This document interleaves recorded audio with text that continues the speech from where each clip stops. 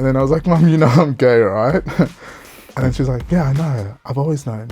And then she's like, I loved you for who you are as a person. So that was just everything. From that moment on, I felt the energy, the pressure, and everything that was weighing me down just released to hear that from my mother. That's Marcellus Enalanga. He's a gay Aboriginal man who's faced prejudice on all sides. It's just not feeling welcome, and you know when you're not welcome in an environment or an establishment, because you just get that look, you get that natural instinct that you don't belong in that area.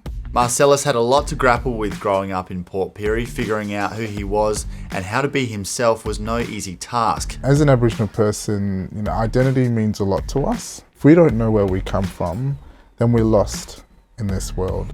He had some very dark days that culminated in attempting suicide. There were times where I'm like, this is it. This is, I'm done with everyone, with everyone around me, because it's, I'm not needed here. That's what I thought back then. But thankfully, Marcellus's story was only beginning. Since then, he's gone on to help make significant improvements to Aboriginal youth services and education, and most importantly, become proud of everything he is. I want to show that kids of disadvantaged backgrounds, especially First Nations kids, that they can do it. Welcome to Young Blood, an award-winning podcast on a mission to make the mental health of young men a top priority. My name's Callum McPherson, I'm a journalist, and this is our platform to open up and share stories of what we've been through, because we're not alone. Let's do it. Before we kick this off, I just want to say thanks so much to everyone who's taken 15 to 90 seconds out of their day to rate and review the show on Apple Podcasts. It boosts us up the ranks massively and makes a huge difference to how many people we can reach with these potentially life-saving stories. So thank you. And for those who haven't got around to it, please, if Young Blood has delivered you some value, let us know on there. Cheers, legends. Trigger warning, if you find anything spoken about in today's episode distressing, please contact Lifeline on 13 11 14. Marcellus, take us back to your childhood. Where did you grow up? Yeah, so I'm from Central Australia. Was born in Alice Springs in Bundoa, which is the local name for it in my language, Aranda. I grew up with my grandmother because my mum was very young. She had me when she was 16. I lived around in Alice Springs and then the community, Ali Kurrung, just south of Tennant Creek. Yeah, I was lucky enough to move back with my mum at the age of 5 and then moved down to South Australia, where I basically grew up. Yeah, so that's... And that was in Port Pirie the whole time? Yeah, Port Pirie, a couple of years here in Adelaide, but majority of my childhood was spent in Port Pirie. And what sticks out in your memory from your childhood? Just the freedom. I think back now as a child, riding bike around the paddocks on the outskirts of Port Pirie, the opportunity to just live a life as a child. I'm grateful and privileged to have that upbringing in Port Pirie, and thankful for my mum and my aunties that made the move down. Were there many other Aboriginal people in Port Pirie when you were growing up? There was a strong community of Aboriginal people there. We had the Aboriginal Community Centre, which we had gatherings and events happening for the local Aboriginal community. So that being the case, did you always feel quite welcome in Port Pirie? Yeah, I've always felt comfortable and welcome because we were involved with sporting community, so played football, basketball, soccer, and everyone just around town were just so friendly, welcoming and warm to us. So how did you view yourself as a kid growing up? Was skin colour even something that really came into your mind much, or given the fact that you had a fairly good experience of how you were treated, that was something that you didn't really think about too much? Well, there were racism, but very quiet, subtle racism, not straight to your face racism, especially in the sporting fields, because the black child is better than the rest. Right. I was lucky enough to play men's softball for South Australia and also got into the under-16s Australian team. Since coming, when I went back to Port Pirie after travelling around the country for nationals, I've always felt excluded and not included in team gatherings, and just felt pushed aside because I was that talented black kid. Yeah, but there were racism not only on the field but off field as well, just in community in general. So what made you feel like you were being excluded? Obviously, it's the color of my skin. It's just not feeling welcome, and you know when you're not welcome in an environment or an establishment because you just get that look. You get that natural instinct that you don't belong in that area. Like the gut feeling. Gut feeling, yeah. But that wasn't your experience most of the time. No, the community there, they were just welcoming, and everyone was so friendly. And I still call Pirie home, so there's no other place I'd rather be than back home in Port Pirie. No, but that was my childhood growing up in that town. So how do you remember feeling in your skin growing up? In the sporting teams, in classrooms, youth programs, I was most of the time the only black person. But I got along with everyone. I didn't feel like I was just a tokenistic black kid. I got used to it. So, I'm used to being the only black person anywhere. Who did you look up to? Well, as a child, I used to watch TV a lot. Ernie Dingo was, the first black person I seen on TV, Great Outdoors, and because he travelled. And I love travelling and being on my feet all the time and looking at him, on TV. It's like, wow, I want to go to those places and, I want to be like him. And he's, I still look up to him to this day, which is why I got into media, is because of Ernie Dingo. And that's the first person, I looked, seen as a child. And seeing him in that sort of a role, what kind of an impact did that have on you? Obviously, he's a black man as well, but what did that make you think about, I suppose, what you could go on to do? Just a black man being on mainstream TV, and all the reviews and, the respect that I've heard from, non-Aboriginal people say, oh, Ernie Dingo is amazing. To see him on mainstream TV, it was a representation for me to look at, that's me. I was this kid growing up in Pirie or growing up in Alice Springs to see this black man on mainstream TV. So you wanted to be a performer and be up in lights and sort of have an exciting life? I'm a bit of an all-rounder. I used to learn classical music, had played pianos, had a piano at home in the lounge and then a keyboard in my room. So during the night, I put the headphones on and just play. Okay. And did some singing. So, performing is my life, and it's passed down intergenerational, because of, I come from a line of singers and storytellers, and going into media now that I want to, tell stories and share life experiences. So that's in your blood? Yeah, it is. Who were your role models growing up? I would say my mothers. When I say mothers, it's my mum and her sisters. And that includes my grandmother. I was, raised by strong black independent women. I didn't have a father figure growing up. There were, uncles and cousins around, but I looked at these amazing women. I wouldn't be the person I am today if it wasn't for these strong black independent women. The lack of a father figure, was that something that hung on your mind when you were growing up, or something that you noticed with other kids had dads and you didn't have one around? Is that something that weighed on you? Yeah, it has, because not having a father figure at home made it different, because I wanted to go out and do especially the manly stuff, go out fishing, driving cars, That rite of passage type stuff. yeah, as well. yeah. So I I was in a way jealous, but I wasn't jealous because I had my mothers, because we got to do that stuff. We went fishing, we went hiking, we did, played sports. My mothers did that. They played those both roles as a mother and a father. And did you know why your dad wasn't in the picture? As a child, obviously, we're innocent children, so my mum didn't include me in that process. She never told me the stories until now as an adult. My mum and I are closer in a way that we tell nearly everything, tell each other stories. And yeah, I think back now and, would love to have my father part of my upbringing, but unfortunately he passed when I was 10. So, that's an opportunity missed, unfortunately, but can't do anything about it. That's life. And what did you learn from the women in your life? resilience. The women were strong. There's nothing like a black woman, because if you weren't raised by a black woman, then, you weren't raised tough. Discipline, we grew up with discipline and protection, because they cared, and, they were the only ones that were there for us. I'm the eldest out of 5, so, my mum did everything that she could to protect us. What did you feel in terms of how much you were loved and cared for, and what those women in your life wanted for you to get from your life? Well, when they made the move down to South Australia, they wanted to give their children the opportunities to succeed in life, to have opportunities, sports, school.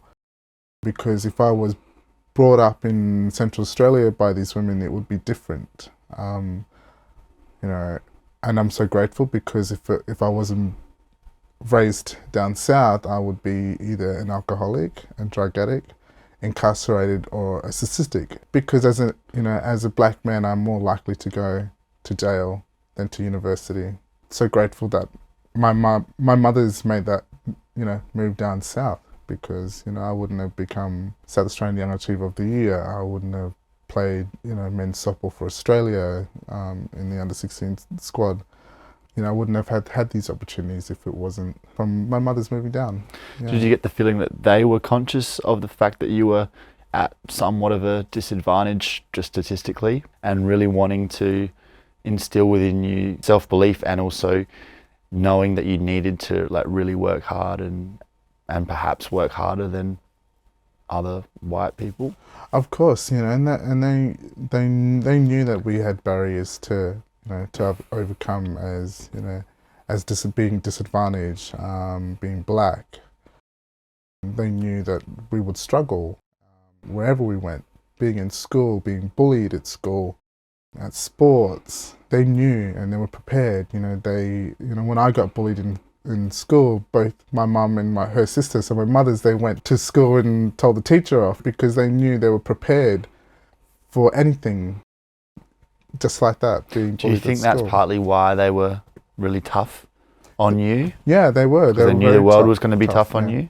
Yeah, they knew. Yeah, so, they were prepared every day and every second. What was your first experience of racism that you remember? When I was a child, there were racism, especially walking around with my grandmother in Alice Springs, and then there were tourists coming, and just receiving that gesture, like black fellas, but it wasn't obvious, but we knew that there were racism. And I would be walking down the mall with my grandmother, getting that look of disgust, oh, what are you guys doing? I think that was my first experience as a 4-5-year-old in Alice Springs, experiencing racism. Did you have others later in life, like in your teenage years? Yeah, during high school, there was one year when I was a school captain of my high school. I was at the library, and I could hear some of the students were behind me, because I think I was returning a book or borrowing a book, and then I could hear them talking in the background. Oh, there's Marcellus, there's a school captain. Go and ask him, why is he black? And I knew what he said. Well, I heard him, and I was just, okay, calm down, take it in. They laughed. There were all white kids behind me, and there was me standing there trying to get this book, or return this book. As a school captain of the school, I thought I was I was respected in this school, but clearly I wasn't, because there was some jealous little kid back there peer pressuring his friends to come and ask me, why am I black? As an adult, well, I do experience racism a lot, especially going out, on a night out. Most of the time, I'm always presentable and dressed. You mean in terms of comments that people make, or is it like you said, that feeling in the way that you get looked at sometimes, you feel? Yeah, and rejections, being rejected to go in a club because I'm black, and then, they make excuses with my cousins if we're going out with them. Oh, you're too drunk.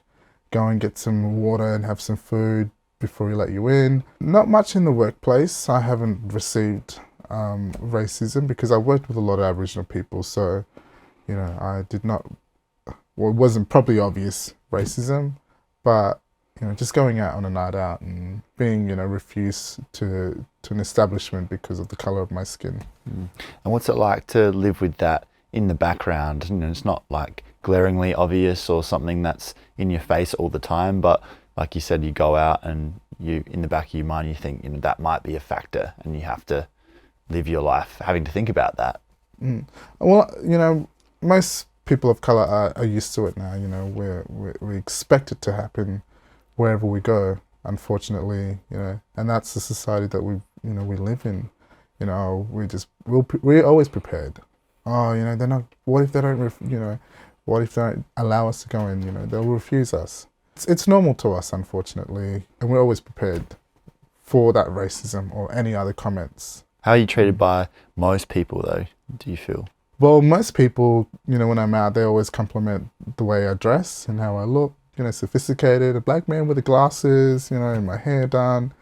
That's all the comments that I get all the time, and just compliments about my appearance and how I dress. I guess the fact that you're sophisticated and have glasses should have nothing to do with the fact that you're a black man, and therefore that's surprising. You're a sophisticated man with glasses. You're not like a sophisticated black man with glasses. It's putting that black man. Yeah, it's like, why do you need to put that in there at all? And most of the time, it's the drunks anyway. So alcohol doesn't give you the excuse to say that. Well, that's coming from a place of like trying to say something nice when people are inebriated, but it just sort of goes to show that subtle racism, doesn't it? Because why do you even have to note the colour of someone's skin? Yeah. But I find that's even done in TV and in the news, and the way that we describe people of colour, where their race will be put in there or their appearance will be put into the story, and it's not really relevant. Like you're just a person, so it doesn't really matter, but the background or ethnicity is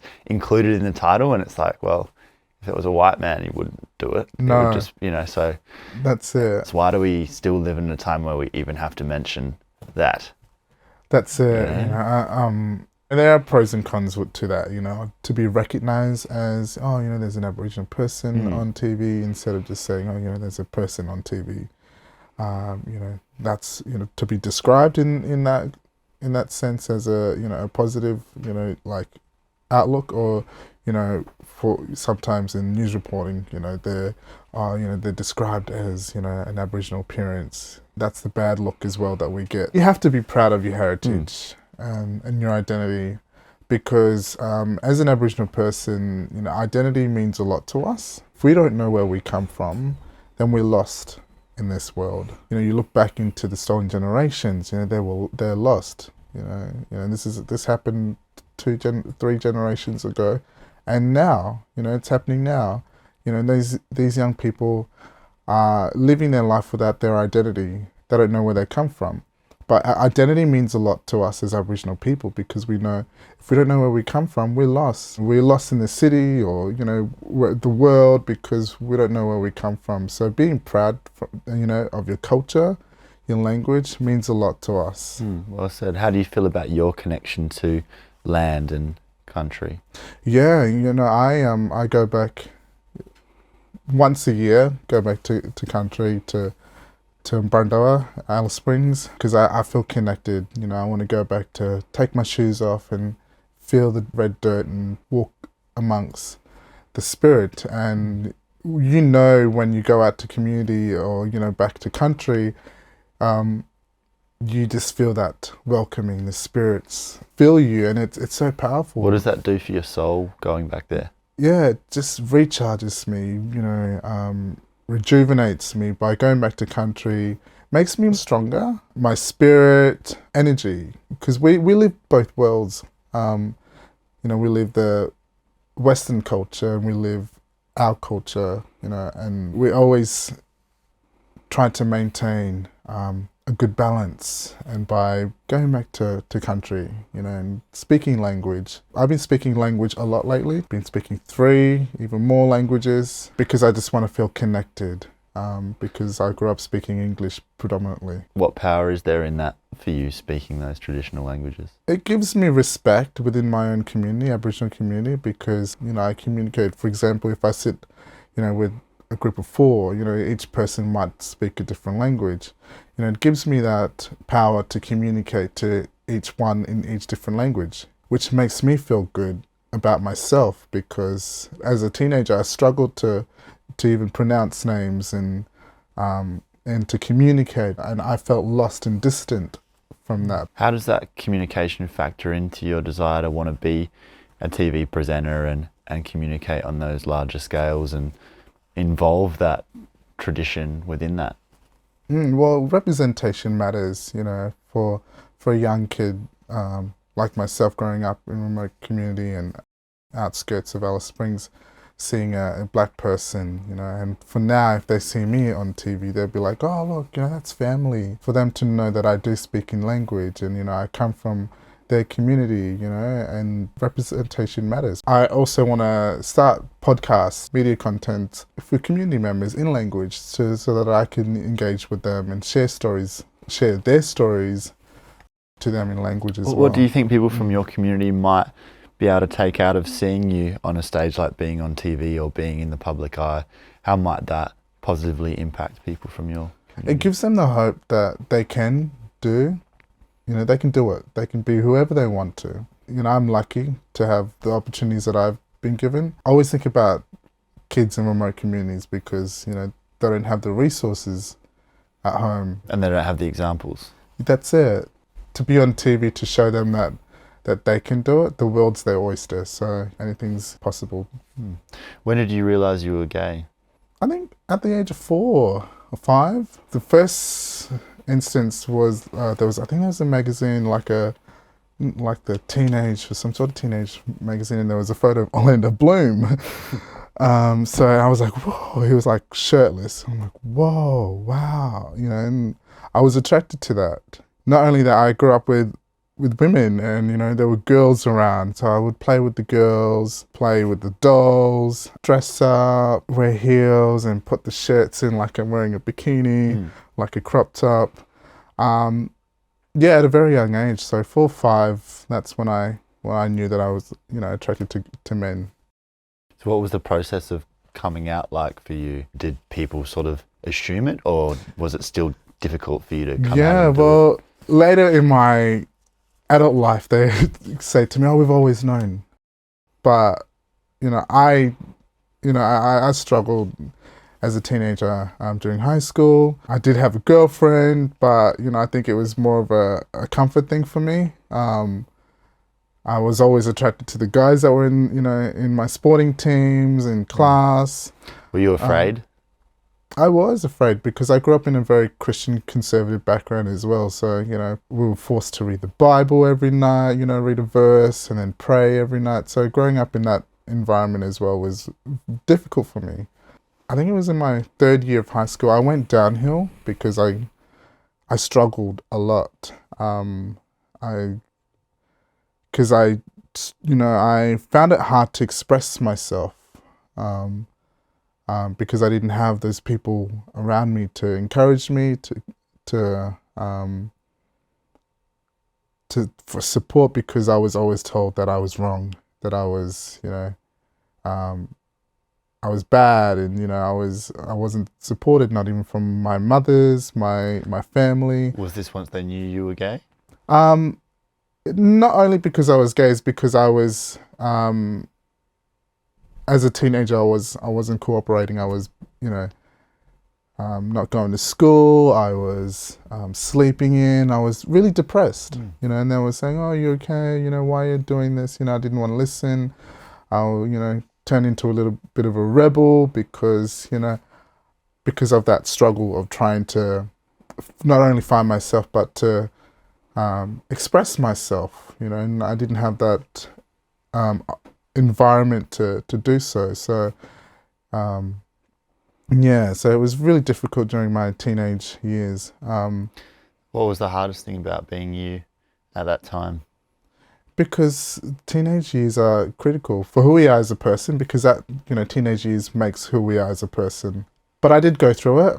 Once I left high school, I moved into the city, hung out with other queer, gay, black men and women, brother boys and sister girls, and they just made me feel like home. They were, family to me, and just made me, made me realize and made me more.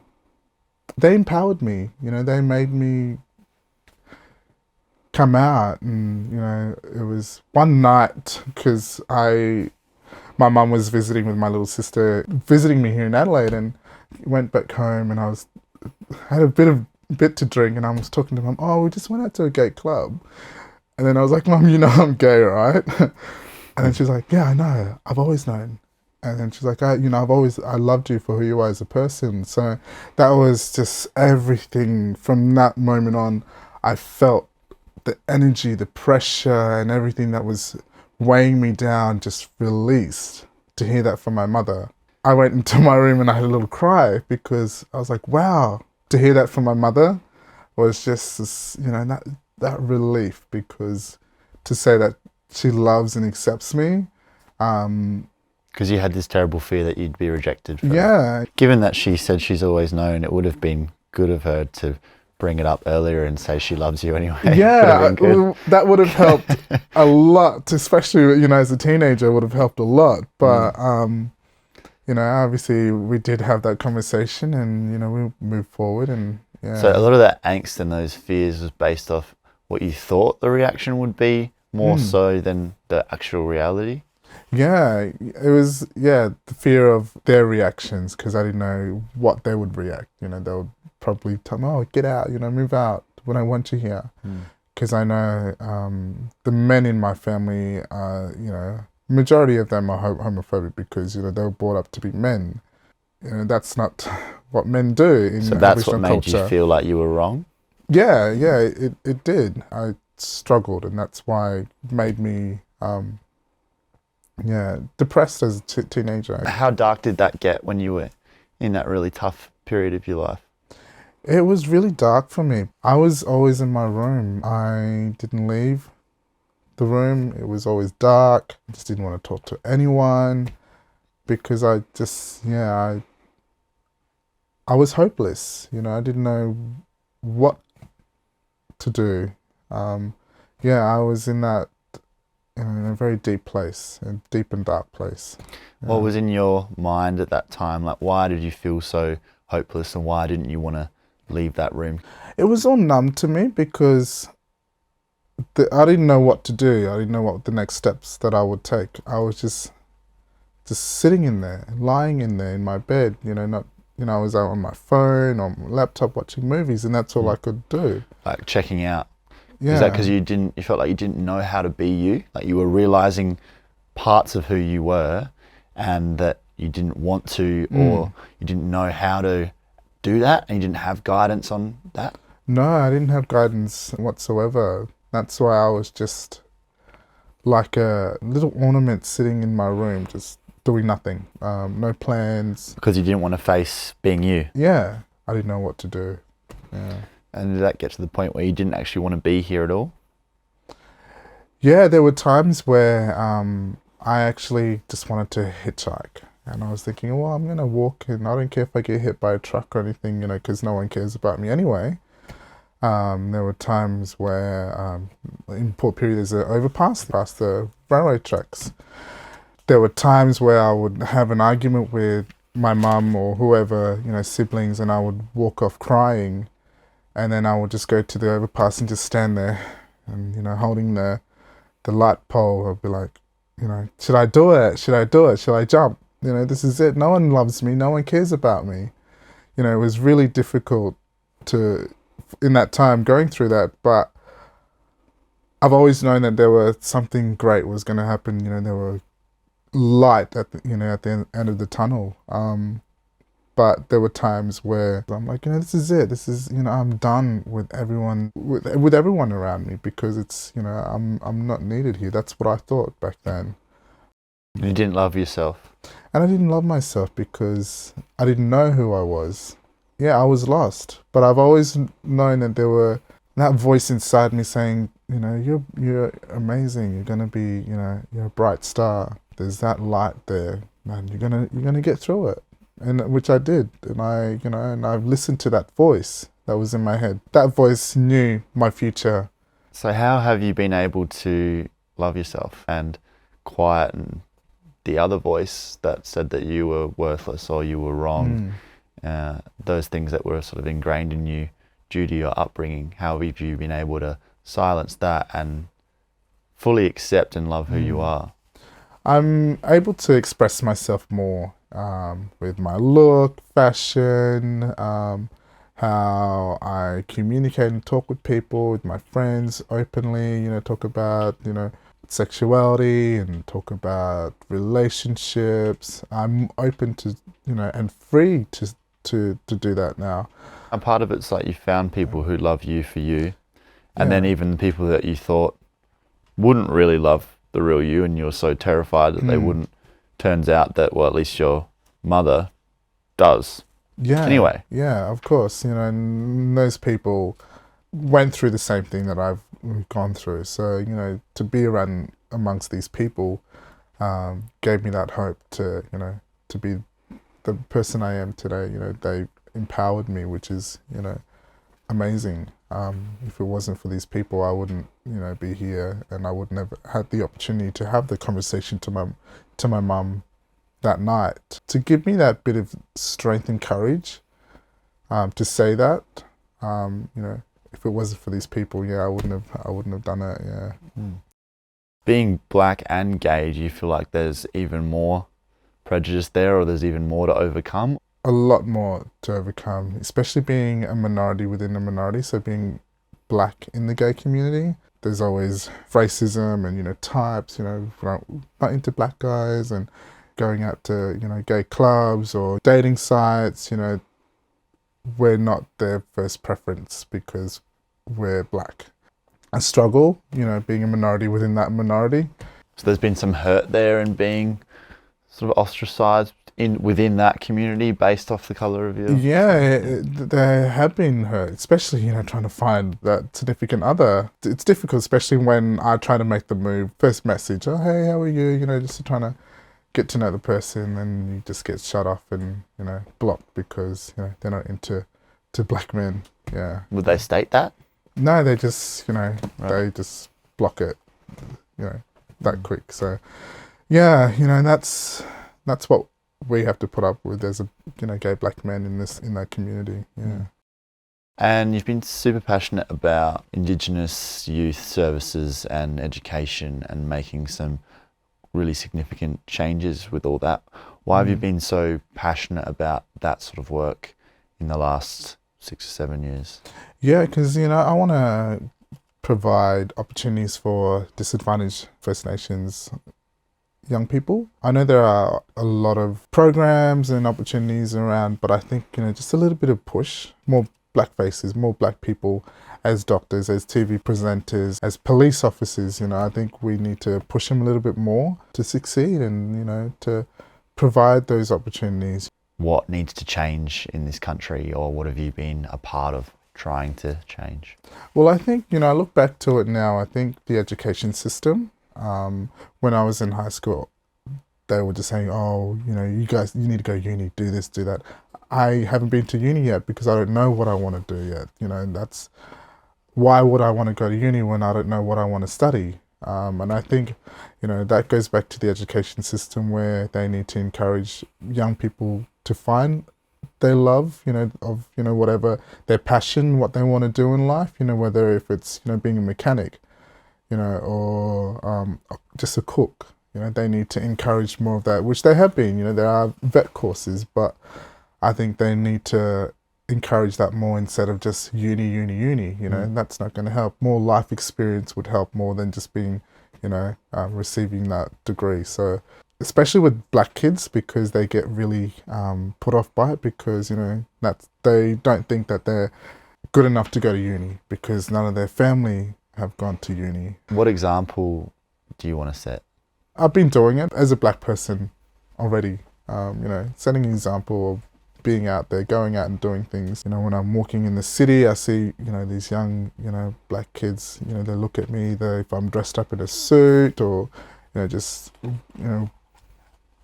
walking with confidence. I want to show that kids of disadvantaged backgrounds, especially, First Nations kids that they can do it, getting the word out to them and just showing who I am. There might be a child or, a young teenager in bed right now because they're depressed and they're going through that, dark and deep place, who might watch this or one of my, talk shows that would be like, hey, I can do it. He's been through that. I can be like him. Who are you now? I have an alias, so my name's Milan. So, if you know the Sasha Fierce of Beyonce, that's what when she performs, she's Sasha Fierce. My name is Milan, so I feel, I feel different being my new name is Milan. I'm different to that young teenage Marcellus growing up in Port Pirie.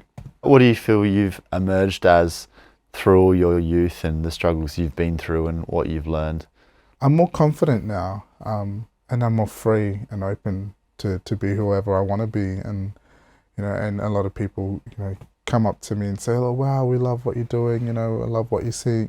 What we're seeing on social media. That's amazing. Keep it up. And I'm more open and free compared to the teenager that I was, stuck in that vulnerable state and lost and lonely. So yeah. Why are you grateful to be here?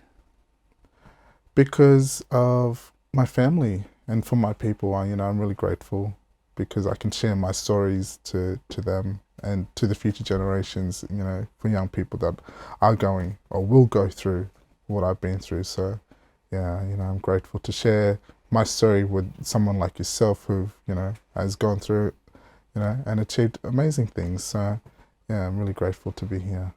Beautiful, man. As a person, yeah. Yeah, well, thanks so much for sharing that story, and can see the light in your eyes. Very glad you did listen to that voice in your younger days, and I have no doubt that it was right, and you are destined for great things, and you are setting a great example. So you should be very proud of yourself. Of course. And it's Thank great you. to hear your Thank story. you so much.